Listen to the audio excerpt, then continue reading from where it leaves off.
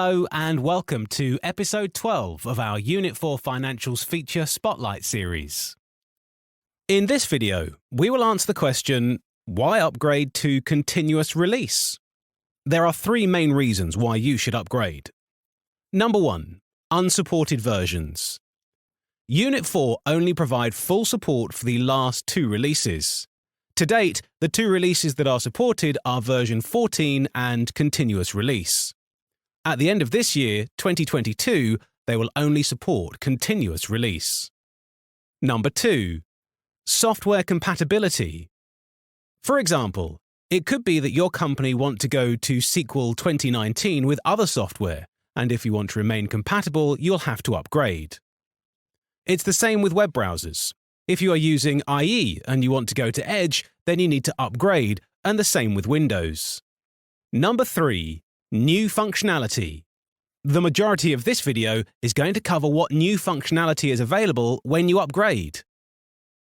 Let's start by looking at the new functionality in continuous release. To clarify, this functionality is only in continuous release.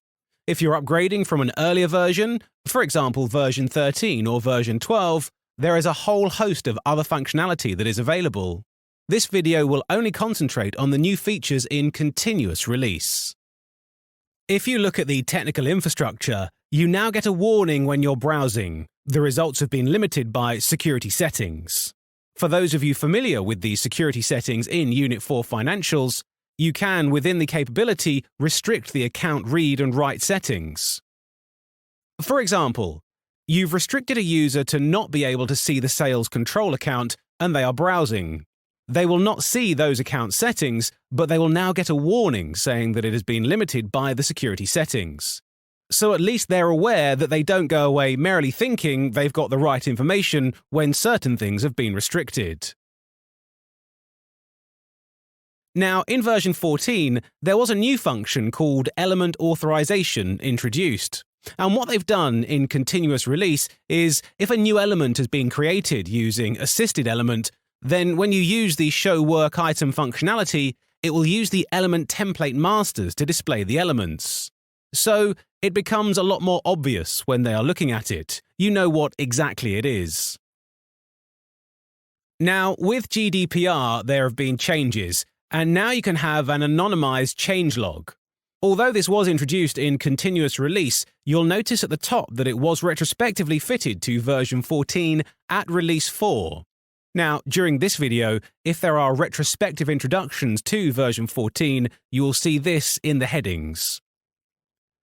But what this does is it removes identifiable information from any history and audit trail records to satisfy GDPR. So, the following parts of the element masks are personally identifiable and will be removed from the logs.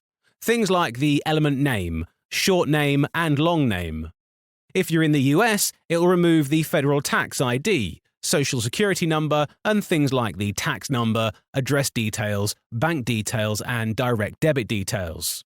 Any log will not include this information. Now we come to probably the biggest new feature in continuous release, and that is the provisional year end. I'm sure a lot of financials users have held back from using the year end or running the year end because you're waiting for the auditor to come and do any last minute adjustments, etc., etc., and it's sometimes very frustrating.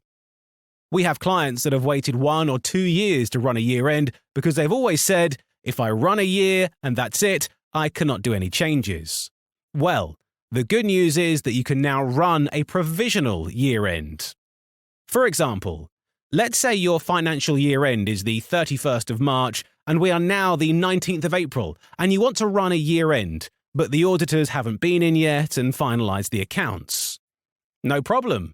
You can now run a provisional year end. What that does is, it will do most of the things that the traditional year end does. In other words, it'll sum up all the profit and loss accounts and post the net figure to retained earnings and the balance sheet. It will then post the closing balance sheet figures to period 0 of the following year. But the one thing it will not do is close the year of the year end being processed, preventing any more postings. So that allows you to carry on posting to that year. For example, Your new year is 2022, you can still post to 2021 for the auditors, but all the information will now be in period 0. If you're doing on-site reports, the figures will be correct because all the carried forward balances will be in the period 0 and your retained earnings will be in the balance sheet as well. No profit and loss. You can also undo a year end. This applies to both provisional and full year ends. It could be that you've run a provisional year end. 6 months later, the auditors have been in, you finalised all your accounts, and you've run a full year end. The good news is that if there is a subsequent mistake made, or you need to do some form of adjustment, you can undo that year end, and it will reverse out the information from period 0 and put it back into the previous year. Let's have a look at what else is in continuous release. Browse transactions. Again, this was a retrospect fit into version 14, release 6.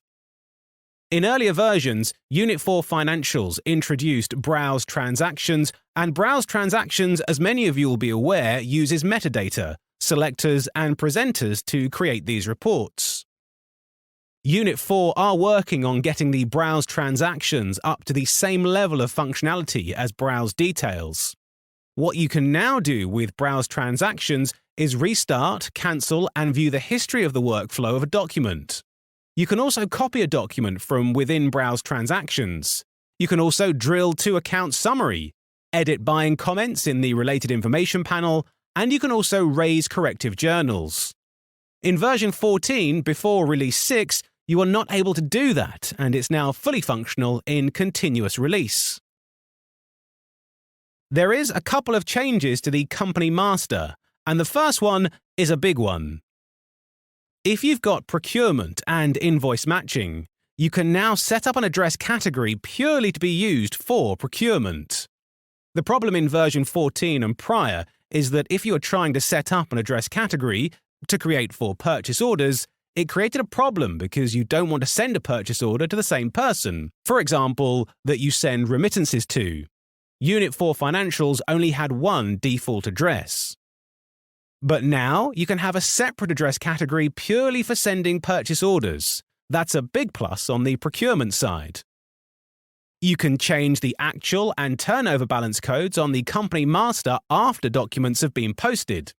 In the past, if for whatever reason you forgot to put in a balance code, you were in deep trouble after you had posted documents. But now, Financials allows you to add the bounce codes afterwards, and then you can run the toolbox. With the Intercompany module, you can now have customer and supplier elements in the control account. Up to version 14, you could have matchable elements, but not necessarily customer and supplier elements. The good thing about that is that in some ways you can now do intercompany at arm's length. You can send an invoice to another company within the same database. The only downside to that is that you cannot include tax, so in some ways it's restrictive.